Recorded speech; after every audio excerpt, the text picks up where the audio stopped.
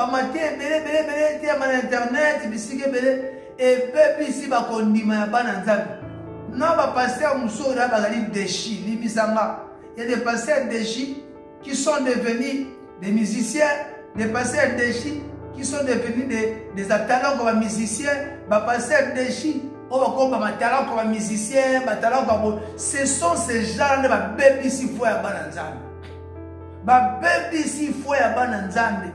Oh, quand tu vas là-bas, c'est pas un pasteur tel là, hier, à ça peine pour la vérité. Qu'est-ce que vous appelez la vérité? Vérité, c'est la Bible. Vérité, c'est la parole. Vérité, c'est des paroles. Vérité, vous connaîtrez la vérité vous affranchira. Vérité, c'est la vérité. Tout ça comme des déchets. Alors, la même ce sont ces gens, qui ba baby si ko ndima ya bana nzambe ba baby si foi ya bana nzambe ba comme si bana nzambe crédit et il y a d'autres aussi on dirait ba comme ba sali apologie moko ya personnalité la ba on dirait ba sala nzambe nyonso mukiba ba tumabe on dirait ka bango ba sa papa maman moté ba ta etada ba muto ya nzambe na pasteur moté awe biso ki aza le plus saint le plus soigné na mukila zate. Si vous voulez me convaincre pour la convaincre, mais si vous voulez me convaincre pour la moudouté, ne dis pas son nom pour le vapo, moutoyebi moutoubi zaga nzambe, te moutou azati, même ngana oloba, ne oyebi ngate. Si les saints ne te convainquent pas pour moi, koube ngate, koluka ngate, tu dois être convaincu par les Saint-Esprit. Bien-aimés dans le Seigneur, shalom, à vous qui ont un grand cœur. Bino bao mitema nzamba pesa bino mitema malamu mitema kusunga. Fondation Alendele na orphelinat Christ Rédempteur bana posa na bino bana posa lisungi na bino bano baboti bakenda bano bazala moya kotanga te bato bana besoin lisungi bino bato wala mitema malamu to na posa ya lisungi na bino na orphelinat Christ Rédempteur la kata Fondation Alendele kanise loko eza yondolo bakie ozanzambe ya bana bitike yo mokolo bakie osungaka basi bakufela mibali pona nini pasi ya boye o nzambe. Ils ont besoin de vous, de votre pain, de votre bouteille d'eau, de votre soutien, et ça serait une bénédiction pour vous et pour votre famille. Que Dieu vous bénisse. Soyez bénis, et aux opportunités pour la mission, la tranche de mission, les missions, les opportunités, les opportunités, makasi, pour te donner la bombe de nuit, 100% prière. Vous allez diriger, conduire par Wabino Moussa Nzambe, le bishop Ezekiel Zoka. Merci pour l'opportunité de s'améliorer. Pour votre mission, la mission est le caca. Du lundi au vendredi, sauf que vendredi, nous allons na veiller na biso en direct et notre radio Purim. Ce qui est dans la Play Store, radio Purim, on a radio na biso na la plateforme news. Et monsieur Zoleka na la chaîne nous sommes na 23 na Zoleka na biso na 23h. La radio na 23h juste heure de Kinshasa et 0h heure de Paris. Et la plateforme nous soupé et les caca, la chaîne la radio nous YouTube et les caca. On vous a toujours branché pour la émission où le monde va venir nous le bishop Ezekiel Zoka. Soyez connectés. Seigneur, nous bénissons ces moments. Nous couronnons ces moments de ta grâce. Nous couronnons ces moments de ta grâce. Par nos cœurs, nous voulons t'écouter. Au nom de Jésus-Christ. Amen. Yahweh Nzambe a Pambola Bino. Nous sommes sur la place du combat spirituel dans la prophétie. Bien-aimé, Esika, il y a des Tumba, il y a Molimo. Na lisakoli yango wana ezali etero na biso to école na biso Oyoto Bandi, la place combat spirituel dans la prophétie. C'est contre Banda qui est la troisième vidéo de Bisso, la troisième émission de Bisso. La protéine au lugar du combat spirituel à prophétie. Ah, c'est ça, c'est ça. Les longs ambassadeurs sous grâce. Combat, ils appellent un champ de bataille. Soit on va bouler dans la bisika ou va bouler. Donc, combat à prophétie, ils appellent un bisika oyo, va bouler là. Ils appellent un bisika oyo, combat ne salamaka. La lingito tanga, et le combat ya moké, pour l'autre zobela, sur mon quoi va champ de bataille, va combat spirituel pour la prophétie.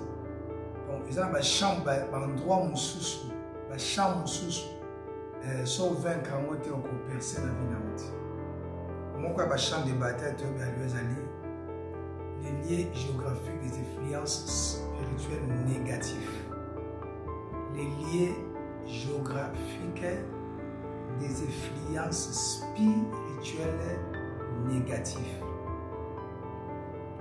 Natanga makomi ya Nzambe natanga verset liboso natangi na Jérémie chapitre 22 Jérémie chapitre 22 verset 29 à 30. Nous lisons la parole du Seigneur. Terre, terre, terre, écoute la parole de l'Éternel. Ainsi par l'Éternel, inscrivez cet homme comme privé d'enfant, comme un homme dont les jours ne seront pas prospères, car nul de ses descendants ne réussira à s'asseoir sur le trône de David et à hériter sur Juda. On les a dit, le premier texte de la mission, Oyo, Tangi, Odo qui est en profondeur. On va dire sur le deuxième texte, c'est un texte. On vous a dit Psaume chapitre 74, verset 20. Le dit, aie égard à l'alliance, car les lieux sombres du pays sont pleins de repères des brigands. Nous sommes là sur les influences, négatif lié géographique. En fait, l'influence spirituelle liée géographique et ça nini tantôt là. L'influence spirituelle liée géographique et ça li bangouya ya mabe oyo dali ko dominer tout et konzaka na ba endroit où batu bazosani bali ko vanda. Na ba territoire, na ba quartier, na mapam, bato belé makambo belé nzambe fasa na vie na bango.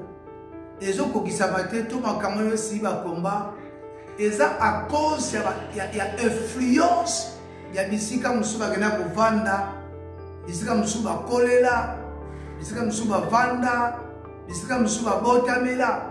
Parce que esika oyo mutu akoleli, esika o mutu avandi, esika o mutu abotameli, esika o mutu ali ko évoluer tatie siège na ye ekoki pe ko influencer destiné à moto, ekoki pe ko polluer destiné à moto, ekoki pe ko retarder destiné à moto. Parce que c'est quoi la prophétie? La prophétie aussi c'est ezali pe destiné à moto, ezali révélé. Ils allaient destiné à mon Dieu, ils ont révélé. Destiné à qui caché, ils ont révélé. C'est ça la prophétie. C'est-à-dire la vision que Dieu a appelé à accomplir sur la terre. Makamo nzamba bengela yo, oya ko accomplir na mokili oyo. Ils ont fait prophétie pour na yo. Laisse-moi te dire. Mais pas de belé. Ba na ba problème. Ba zo persété. Parce que influence à l'endroit où bazali, influence à bisiko ba vandi. To ba vanda to ba kolela ezali ko continue ko contrôler bo moyo na bango bato musuku ba percer ko ba keliboso esengeli balongwa bisika bazali bakende bisika mosusu nde bakonaître épanouissement. Pour esika na influence moko mabe oyo ezocontrôle bomoi na bango. Dans la Bible ezoloba nini? Bible na Psaume chapitre Psaume 74 verset 20. Et dit hey égard à l'alliance keba na boyokani. Abi car les lieux sombres du pays sont pleins de repères de brigands. Et les mots autrement dit, lié il y a une influence spirituelle négative et zappé lié sombre du pays. Bisika omo lili vanda, et si ko bondoke vanda, et si ko sorcellerie vanda, mapango bondoke vanda, sorcellerie vanda, bisika boeza passe bien pour connaître épanouissement. Batu musupo nzamba pambola bango, nzamba ko bimisa bango bisika bazali, amemi bango bisika mususu, nde na bisika na nzamba ko pambola bango, pe nzamba ko komisa bango batu binene. Batu mususu bako avancer te. Soki bazaka na bisika wana. Délivrance ya batu bele, to accomplissement ya ba prophétie bele, ya makambele on nzamba loba na batu bele, et ko s'accomplir soki nzamba longoli batu wana. Bisika musu bazali nde makambo wana ekosakompli tala makambo sozo bika na vie na yo ba circonstance sozo leka nango nzambe mutu azo permettre yango nzambe mutu azo créer yango po nzambe alingi abimiso esika na ozali esika na ozali nzambe alingi abimisa yo. Cette relation toxique nzambe alingi abimisa yo. Cette relation toxique nzambe alingi abimisa yo. Cette relation, on s'attache à un mode toxique, nous avons un épanouissement, nous connaître un mot, ce qu'on bimi bisika mususu. Nous avons un bébé, nous avons un bébé qui est la vie et écoute. Nous avons un bébé Abraham. Nous avons un comme ça Abraham, mais nous avons un Abraham. Bima nanda ko ya tata na yo. Bima nzambe bisa Abraham te atikala. C'est bima na système oyo ya famille na yo. Bima nanda ko tata na yo. Abi sort de la maison de ton père. Abi kende bisika ona zola kisayo. Kuna abi je rendrai ton nom grand. Batu musu baza ba grand. Batu musu na grandeur. Batu musu nzamba benga bango baza batu binene. Mais bisika o bazali ezali ko empêcher bango pour manifester grandeur na bango. Makambo na so même na ministère. L'église moye ko za lesika moko ezo s'épanouir tezo keliboso te. Mais tant que olongoli yango no kela ngo sika muso connaître épanouissement. Parce que bisika muso mabele muso za mabela mabe basaka yango balobela yango ke batu nyonso bakwana mabela ba ko avancer te. Batu nyonso ba na mabele wana ba ko keliboso te. Na Jérémie de Tangi Awa, on voulait maudire quelqu'un au nom de Jéconia. Jérémie chapitre 20, 22, verset 29 à 30. Au Zomona, on voulait maudire quelqu'un, ça m'appelle si ordre à Jérémie, a maudit quelqu'un au nom de Jéconia.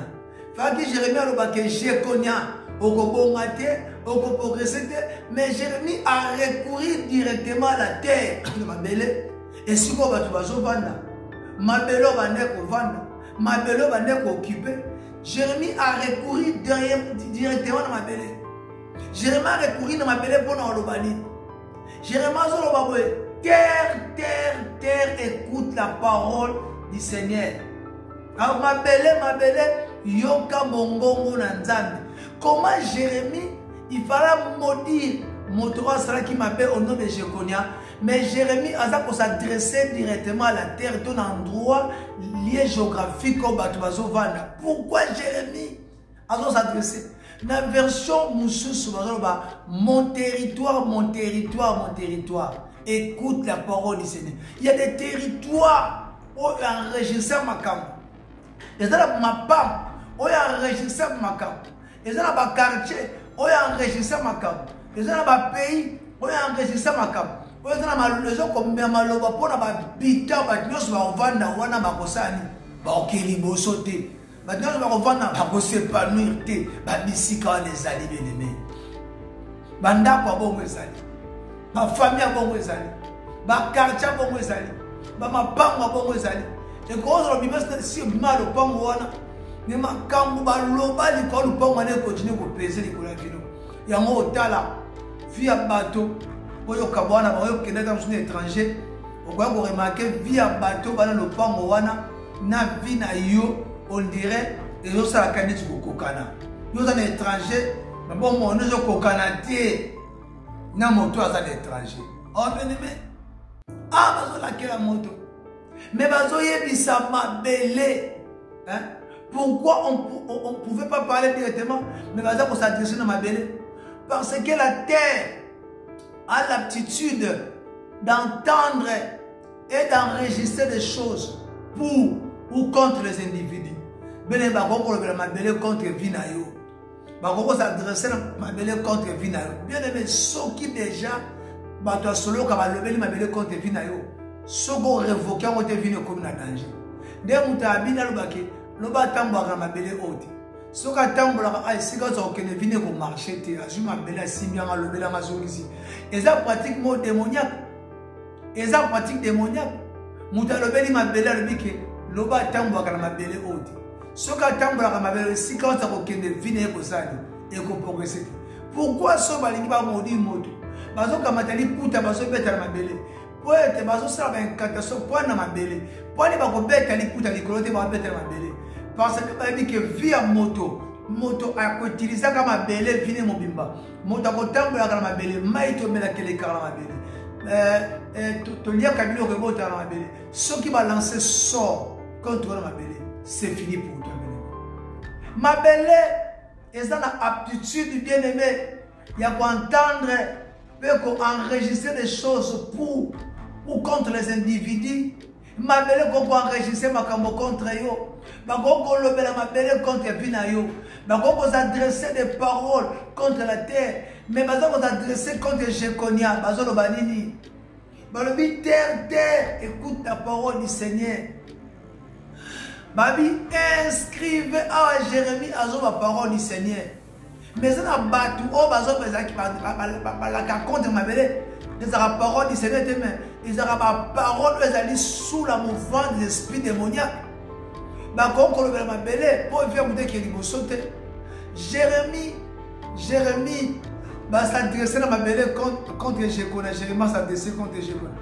Alors lui inscrit cet homme comme un homme privé d'enfant. Donc anabana.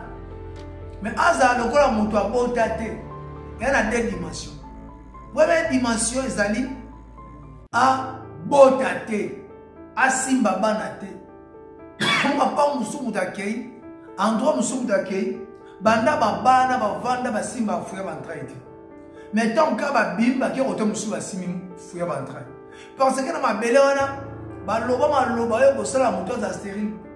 Balobi et ba considérer moto mabela considérer moto o lokola moto azanga bana ya liboso za la privé là-bas. Asima momade.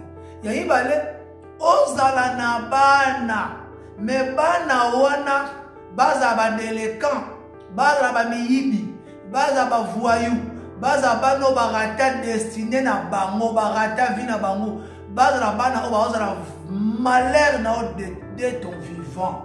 Baza bénédiction te. Mais baza malheur na yo de ton vivant.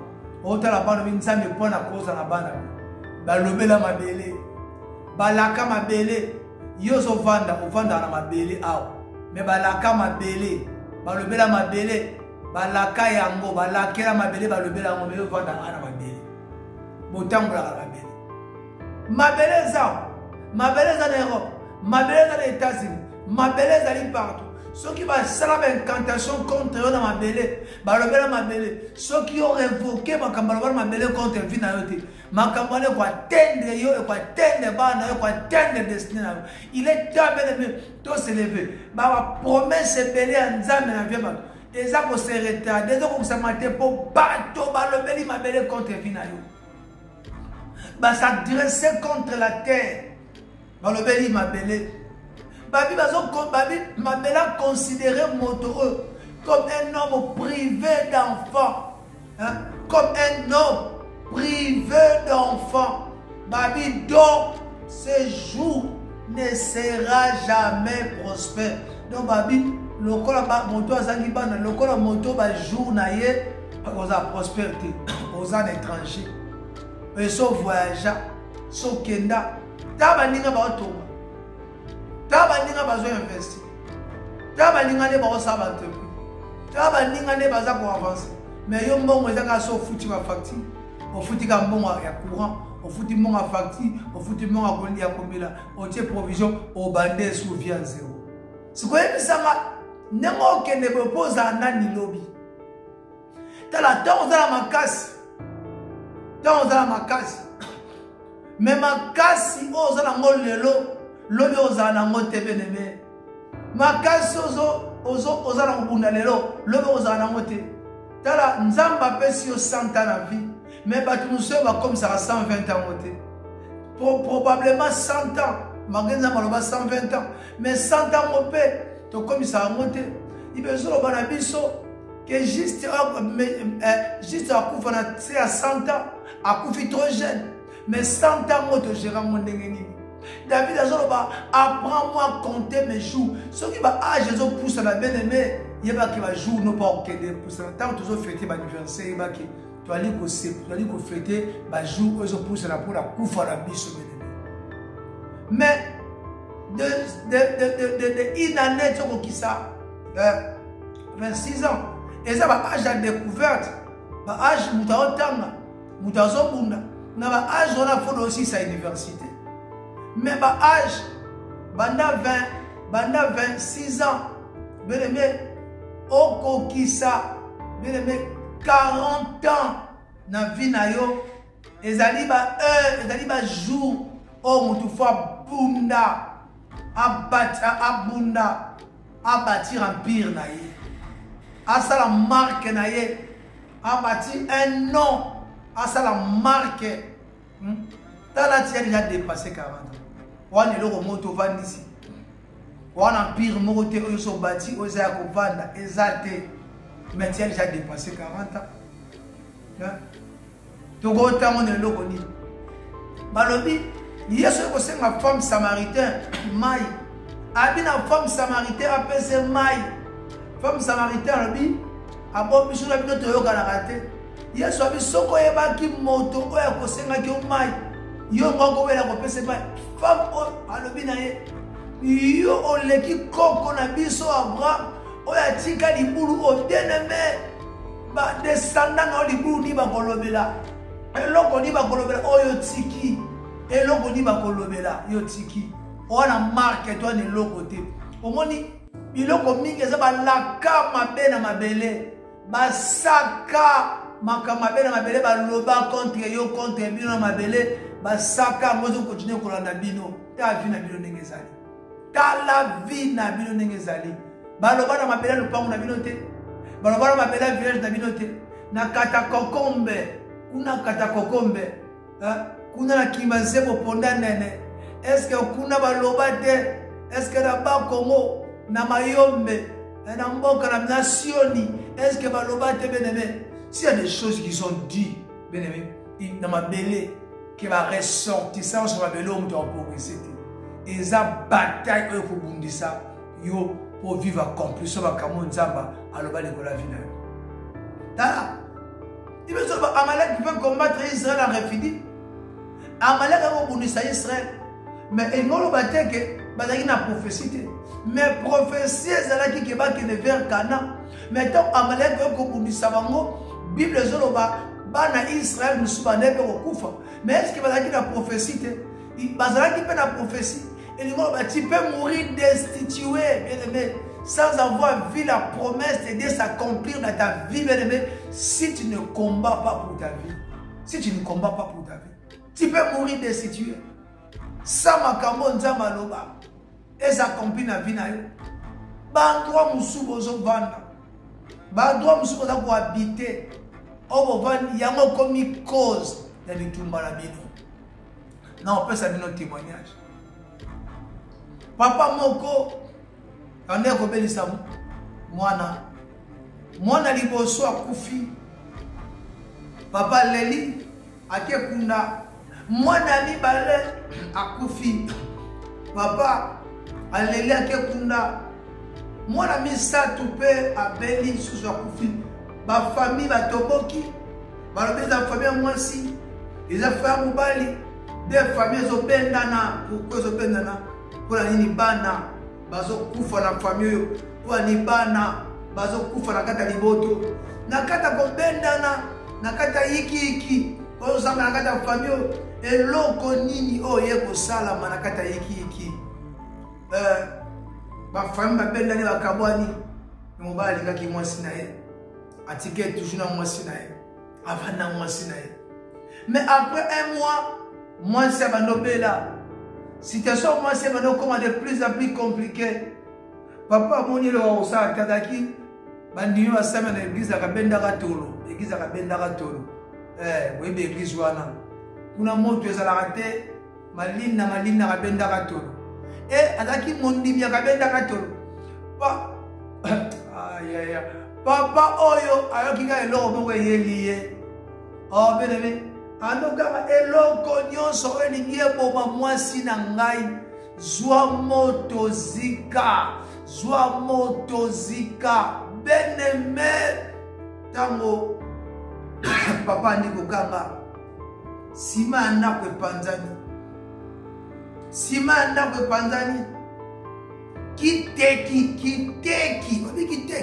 kiteki bayaka olobaka kiteki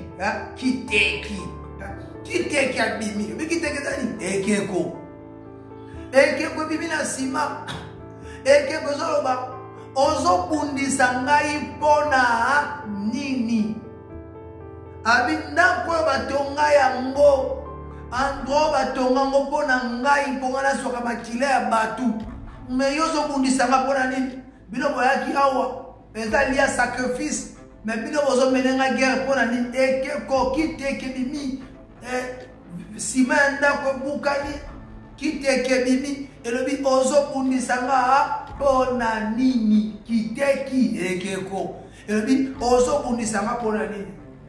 C'est alors bien aimé papa zui mwasi na ye akimi ne abikisaki mwasi na ye soki papa banda kala banda kita ayebaki déjà ayebaki kiteki nde mte ezobundisa bien aimé papa alingaki aprier ka ndenge aprier alinga obikisa bana ye bien aimé tala makambo ebele baesheke ebele bakomba ebele bato basibir bazwi euti na bisika oyo bakolela to bisika oyo babotama to bisika oyo bavanda mapangu oyo ozomona bandaku oyo ozomona elukela bato makambo ebele lelo nazo ntango eloko moko moto akanisaka soki aza na Europe to aza na États-Unis to aza na étranger on dirait ndako ya étranger ezala na problème te benemi yango bokota ndako moko tovanda ovanda na ndako me ndako na batsaka la konsakra moti ovanda na ndako batsaka la kopambola moti bien aimé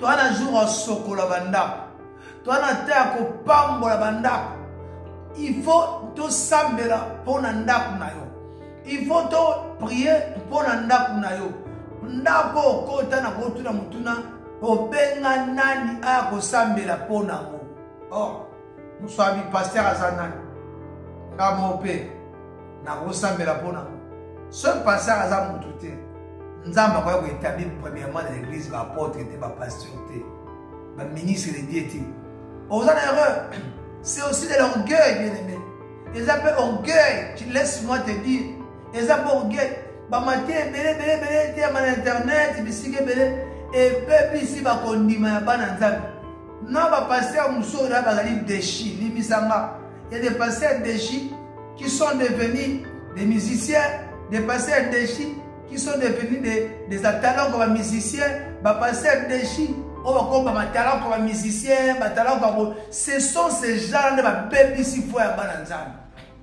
Ma baby si fou à Bananzambe.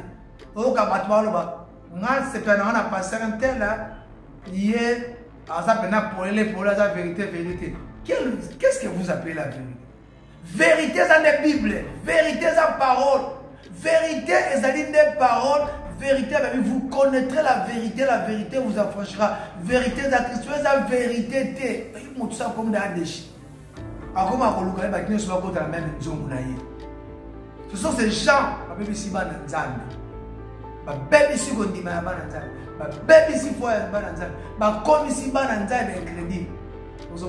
et il y a d'autres aussi, on dirait comme Basali, apologie, personnalité là-bas, on dirait, Basala Nzambe,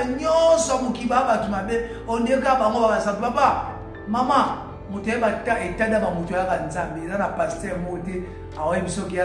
les plus sains, les plus solides, si vous voulez convaincre, mais si vous voulez convaincre, ne dis pas son nom,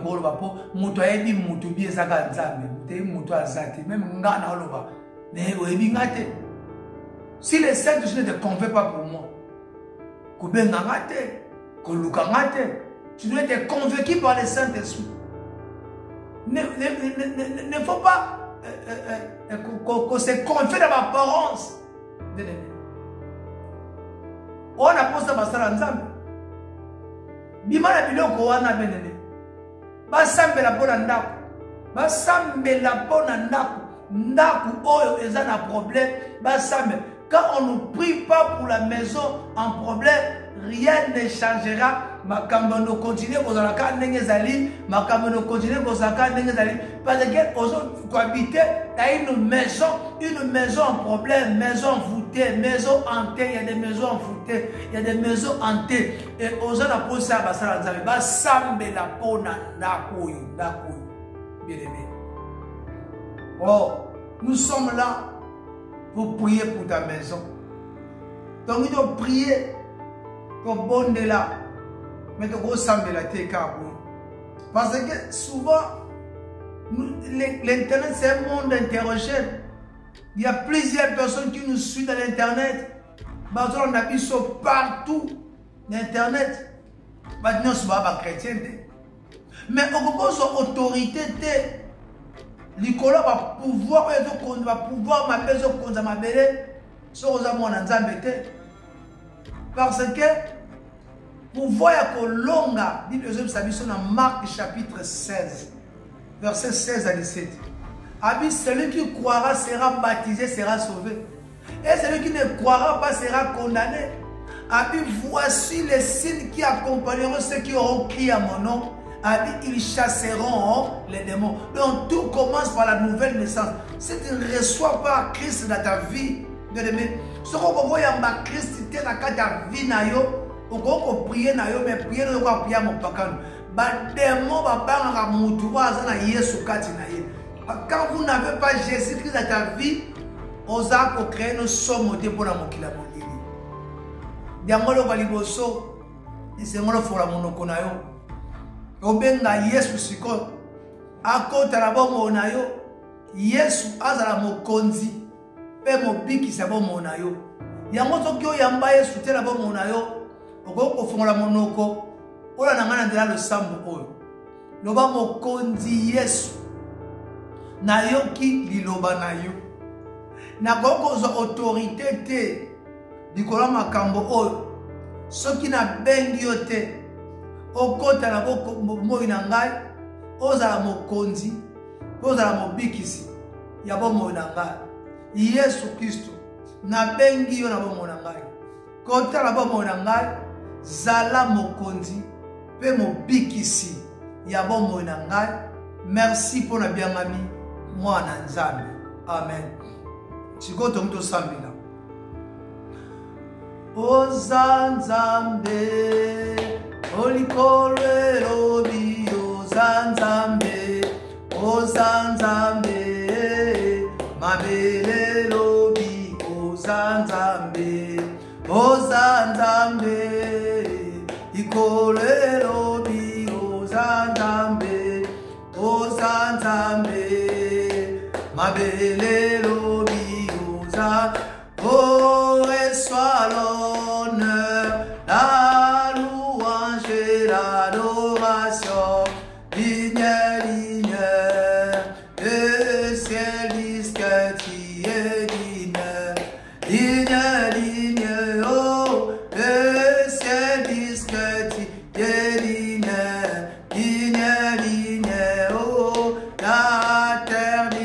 fête. Oh, pourquoi ne pas t'adorer Jésus? Alléluia. Jésus le roi des rois, le Seigneur des seigneurs. Oh, pourquoi ne pas t'élever Jésus? Alléluia. Jésus le roi des rois, le Seigneur des seigneurs. Oh, pourquoi ne pas t'élever Jésus? Alléluia.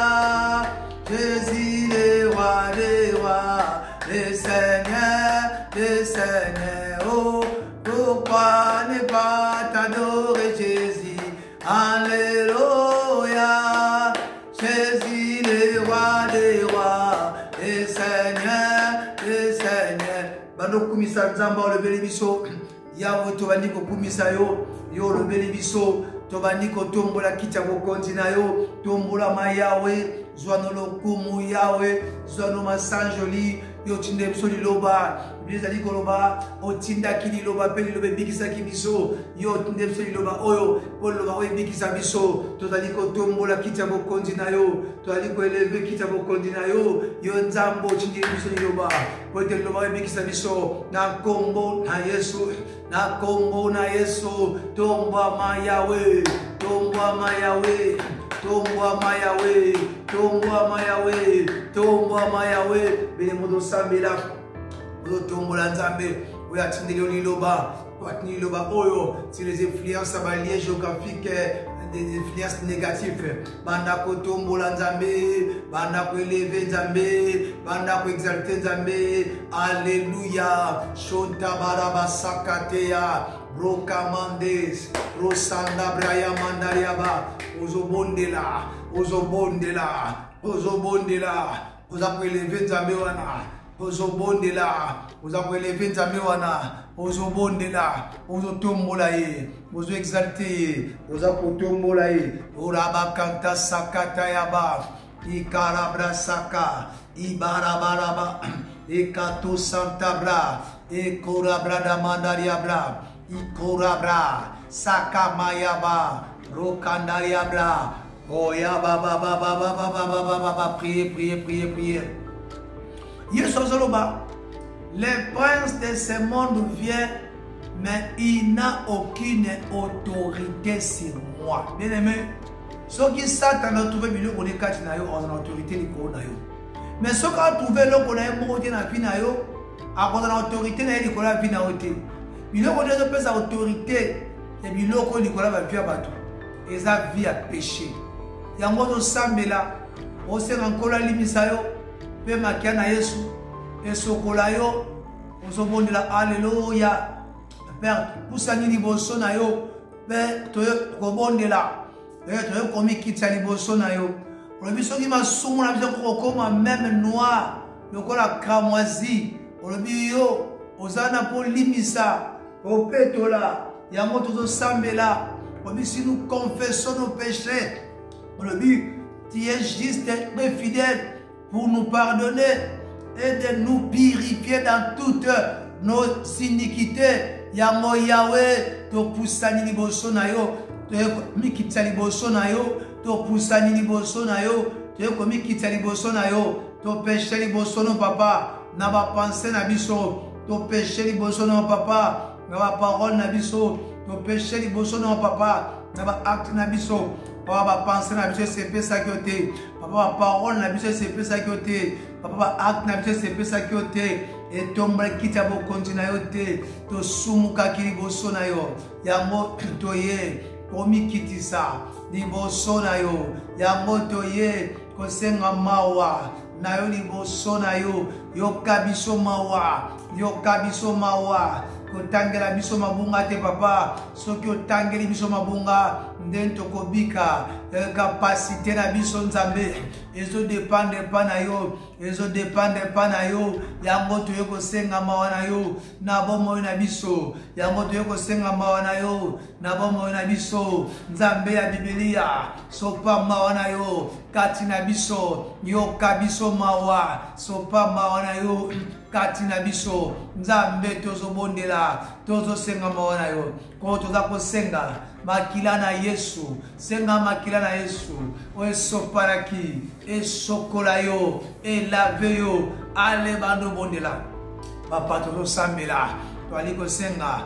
makila na Yesu makila oesopanaki na Golgotha makila oesopanaki na Golgotha ebando lave biso ebando purifier biso ebando sanctifier biso ebando rendre biso pi Père, rends-nous pis par ton sang précieux. Sanctifie-nous par ton sang précieux. Au nom de Jésus. Au nom de Jésus. Au nom de Jésus.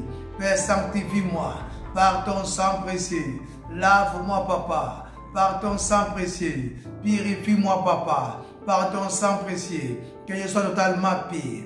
Que je sois totalement pire. Et kalabasa, recommandez, rokamandaya. Papa na komampeto liboso na yo na sokolama liboso na yo makilo na tano oesopanaki na Golgotha pona masumu na ngai pona kopurifie ngai pona korapprocher ngai na Nzambe.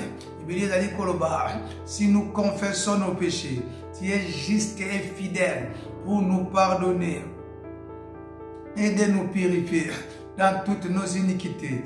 Yango nazobondela pardonne-moi et purifie-moi de toutes mes iniquités. Pardonne-moi et purifie-moi dans toutes mes iniquités. Au nom de Jésus. Au nom de Jésus. Au nom de Jésus. Au nom de Jésus. Chakamate, Rabakonta, Rosima Karabra, et Kalabalabalaba, Mandelestai, Rakamanda, Rokandai Prusa. Alabause, Osakataya, Rikamanda. Bible est misoboué. Isaiah dit, depuis l'Occident jusqu'au soleil couchant, craignons le nom de l'Éternel et sa gloire depuis le septentrion. Et quand l'ennemi s'élèvera comme un fleuve, mais c'est l'esprit de l'Éternel qui les mettra en fuite. Quand l'ennemi s'il ne s'élève pas, mon livre va s'élever, mais quand il s'élève, l'esprit de l'Éternel les mettra en fuite. Dans mon bando sambe, on se bondela que mon limo nanzambe nanguya etondi samate pose la kanoka batebele mon limo nanzambe etondi samate atondi samaka pose une personne divine.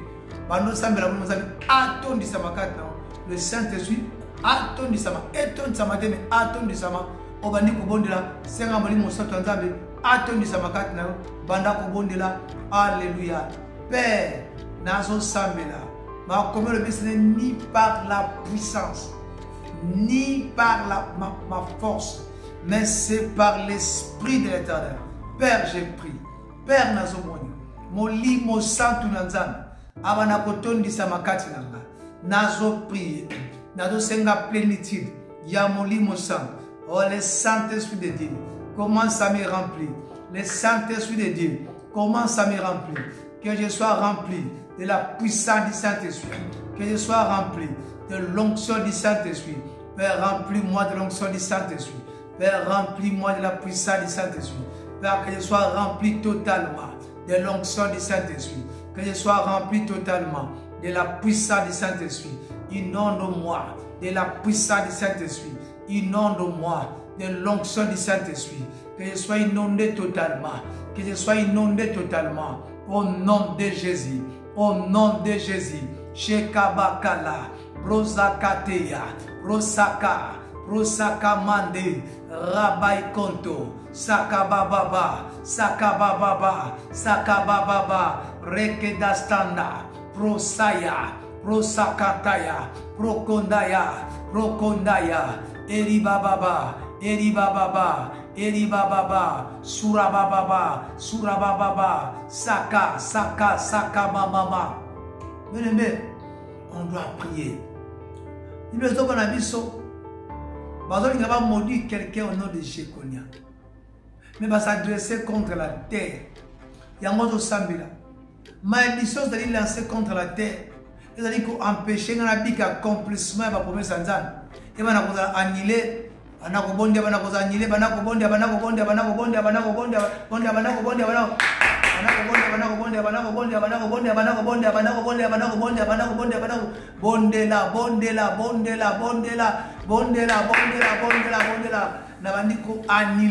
Nabandiko annulé, malédiction nous allons lancer dans la terre contre ma vie. Bondela, malédiction nous allons lancer dans ma belle contre vie nangai. Pour la vie qui va accomplissement il y a onzamba la kana vie nangai contre destin nangai. Nandiko annilango. Je me lève maintenant. J'annule toute malédiction qui a été lancée à la terre contre ma destinée, contre mes percées, contre ma vie. Je l'annule. Toute malédiction lancée à la terre. Nandiko annulé. Nandiko annulé. Ba malédiction nyoso. Vous allez lancer à la terre contre Vinanga, contre destinée nanga. Nazaliko annulé. Nazaliko annulé. Nazaliko annulé. Nazaliko annulé. Je l'annule maintenant. Je l'annule maintenant. Je l'annule maintenant. Je l'annule maintenant. Je l'annule maintenant. Je l'annule maintenant. Shukamate. Rabakonto. Ibababa. Mando. Mando. Mando. Isabababa. Isamamama. Ibalabalabalabalabalabalabalabala. Shukabababa. Shukabababa. Shukabababa. Shukabababa. Mande, umande, umandele bala bala baba, umandele baba baba baba, umandele baba baba baba, umandele baba baba, sakamaka, sakamaka, sakamaka, ikalaba, ikalaba, sakama ibaba baba, sakaima la baba baba, sakaima la baba baba, sakaima la baba baba, solaba, solaba baba baba. Indele baba, indele baba, indele baba, indele baba, sokaba baba, ibaba lage, rakamanda, rakamozo anilango, anileango, nataliko anile, toute malédiction, ouezali lancé na mabele oyo, na endroit oyo, contre ma bita, ya endroit oyo, ouezali lancé na mabele oyo, na aliko anileango, na kombo na Yesu, na kombo na Yesu, na kombo na Yesu, bele mozo sabila. Ils ont la malédiction d'aller lancer la terre contre Vinayo, contre Destinayo. Et j'annule toute malédiction qui était lancée à la terre contre ma vie, contre ma destinée, contre la vie de mon foyer, contre la vie de mes enfants, que cela soit annulé. Contre Vinayo, contre Viabana. Allez banda ko annulé, allez banda ko annulé, ozo sambela, oza ko annulé, chakamate, sukandarabla, sora baba baba, eria baba. On voulait maudire quelqu'un au nom de Jéconia. Bah ici ma belle à inscrire cet homme comme un homme privé d'enfant. Ozo bondela. Ozo sambela dit ko annulé ba inscription sur ma belle contre Vina. Contre Velibota na ma belle. Allez banda ko annulé mon père. Et comment inscrivez cet homme comme un homme privé d'enfant. Il y a mon sambela. Na bandi ko annulé toutes les mauvaises inscriptions de la terre contre ma vie, contre mon foyer, contre mes enfants. Que cette mauvaise inscription soit annulée. Je commence à l'annuler. Je commence à l'annuler. Je commence à l'annuler. J'annule toute mauvaise inscription. J'annule toute mauvaise inscription. J'annule toute mauvaise inscription. Que cela soit annulé. Je l'annule. Je l'annule. Je l'annule. Je l'annule. Toutes les mauvaises inscriptions à la terre contre ma vie. Je l'annule. L'annule. Annule. Toute mauvaise inscription. Yamabe bakoma. Yamabe bakoma. Bandako annule yango. Shorabataka. Broza manda. Isora baba baba. Isora baba. Oh. Mandaria baba. Mandaria baba. Soraba karaba. Annulé. Toute mauvaise inscription contre yo, contre Libota, contre famille. Namabele, commence à l'annuler. J'annule toute mauvaise inscription contre finance nanga, contre destinée nanga, contre succès nanga, contre impact nanga. Allez maintenant, oh ba coma, na mabele, naza kwa ni. Hier so bane ko coma na mabele pour libérer moi sioyo. Mais misu ba coma pour la condamner biso. Anaza ko annulé. Naza ko annulé. Cette inscription. Naza ko annulé. Cette inscription. Naza ko annulé. Halaba sakata. Balobi na biso. Terre, écoute la parole du Seigneur. Inscrivez cet homme comme un homme privé d'enfant. Il ngoloba. Moutoa dans la bana. Mais bana wana ba produire l'autre. Yango to sambela. Sort nyo sobre la sa compte ba no baza inutile na mokili. O ba lança compte ba no baza inutile na mokili. Na nzela mabele banda kolongola sort wana. Ozo sambela. Ozali ko enlever sort wana. Dans le sambo oyo po ba loba maloba ke ba no baza inutile ana mabele o yo kamata so wana bana kolongola ngo o telemi lokola guerrier à prière guerrieuse de prière allez banda ko sambela banda kolongola ngo na kombones to bondeli père na bandi kolongola sort nyonso o balança na mabele po ete kolongola te bana ngabala inutile na mabele o ba loba na cause na moto lokola za privé d'enfant ou à cause na bana mais bana ba cause inutile ba ko produire le côté nazo annuler sort wala naza ko annuler sort wala je commence à l'annuler allez commence à annuler annule ses sorts naza ko annuler na cause jamais na bana to bana nga bakoza inutilité bakola honte te ponanga bakoza sonité la génération na biso to la génération nga nazali ko annuler maloba nyonso o balakala mabele contre bana ngai baza des enfants inutiles allez j'annule cette sort na annuler sort oyo na kombo na Yesu commence à annuler ces sorts. Oso prier. Vous allez annuler yango. Bana ko annuler sort. Bana biboye. Babeli mabele, babi terre écoute la parole du Seigneur. Jérémie chapitre 22 verset 29 à 30. Inscrivez cet homme comme un homme privé d'enfant dont ses jours ne sera pas prospère. Babi privé d'enfant. Et dont ses jours ne sera pas prospère, privé d'enfant. Donc, à la stérilité, à cause de la banalité. Dans mon ensemble, sort sur stérilité, balançant ma belle contre elle. Stérilité dans le domaine financier, dans le domaine matériel. On a dit qu'on a annulé Yango Lelo. C'est par la parole de nos bouches que nous allons rassasier dans ma bien. Donc, solo bité logo et ça maté. Et c'est ngeli otombo la monoko. O annulé yango, o zobondela, o zako annulé, o bondel alléluia. Père Nabandiko annulé. Père Nabandiko annulé. Maloba nyoso barakala mabele contre vinanga nazala stérile. Maloba la stérilité financière, matérielle, stérilité dans tous les côtés, dans tous côtés. Oh balasa contre ngana mabele pongana bika. Nazako annulé yango. Bandako annulé. Nazako annulé stérilité nyoso. Oh balasa la mabele contre nga. Stérilité de tous côtés. Dans le domaine financier, dans le domaine matériel, dans le domaine relationnel, dans le domaine social, toute forme de stérilité qui a été lancée, nous l'annulons, ragana sipara, prosekatarabra, ikoraba sakate marabra, ikotabo sarabra kantarabra, yebo karaba, soraba korabra sa, ikerebro sopo karabra.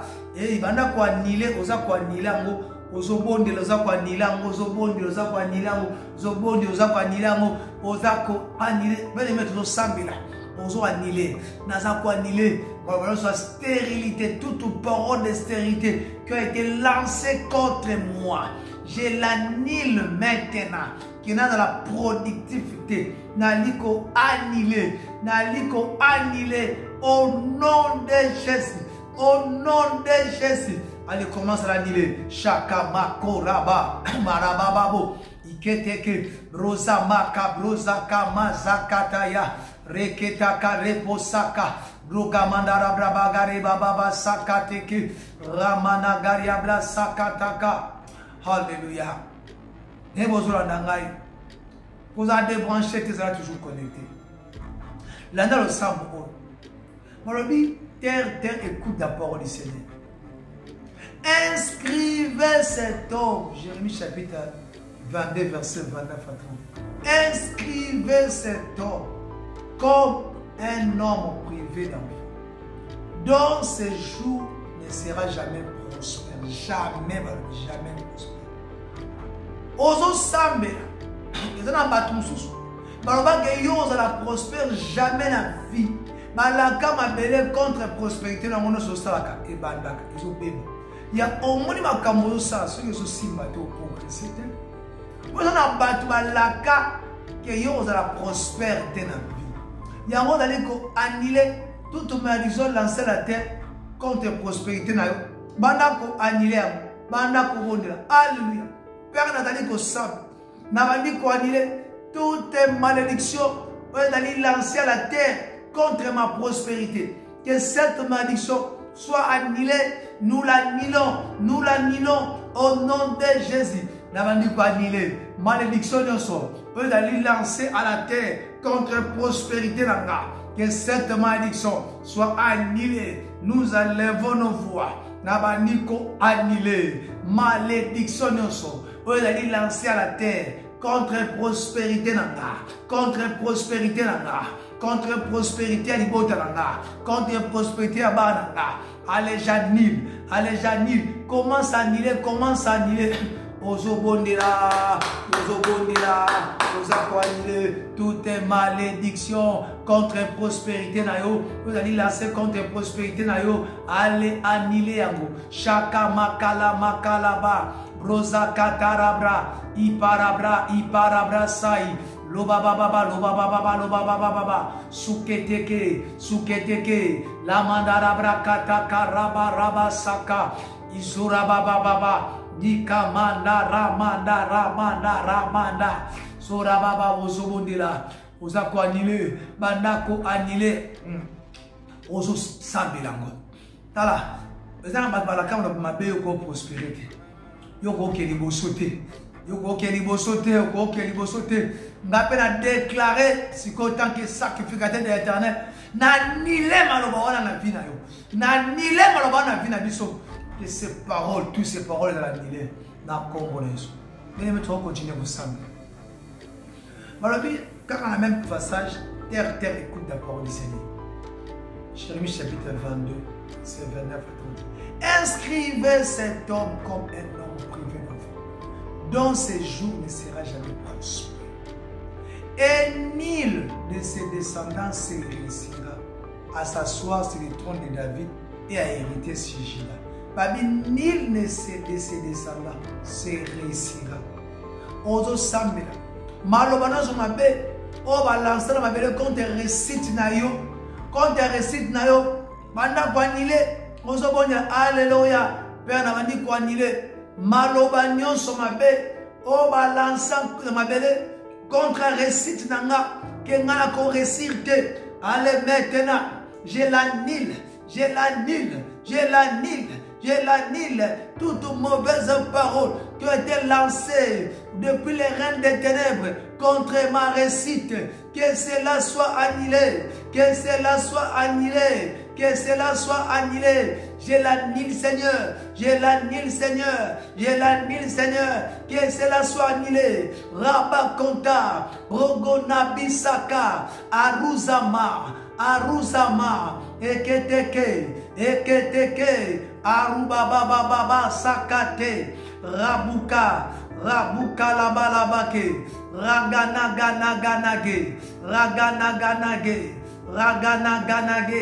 Lokamandalea, Rakamanage, Rabakonto, Sarabake, Rabababa, Rakandaraba, Rabababa rakandaraba sokotoya sokontoya eribababa eketeke bragamaka ozo sambela bien-aimé tozo bondela babi nul de ses descendants se réussira s'asseoir sur le trône de David et à hériter sur Juda. Babi kati na bango député ozalate mukonza ozalate mutu mune akozalate anile maloba nyonso o balaka na kata famille na bino na nzela mabele baloba ke mutu moko ozala mutu mune nete banda kwa nila pe na bandi kwa nila maloba nyonso mabe o balaka compte bana nga compte famille nga ke na kata libota nga mutu mune na kozalate. Allez, je commence à l'annuler. Je me lève maintenant. J'annule ces paroles. Que cette parole soit annulée. Bon de la bana kwa nilango. Bon de la bana kwa nilango. Ozo sambela. Oza kwa nilango. Ozo bon de la. Oza kwa nilango. Shaka baba. Roko tabre dama korabra sakate. Teiba bobo. Teiba babo. Ikaraba santabra. Urababa. Hallelujah. Saka mamabu. Shakariabra. Oh, bien-aimé, madame, kumisanzambe. Kumisanzambe na oloboko na esali.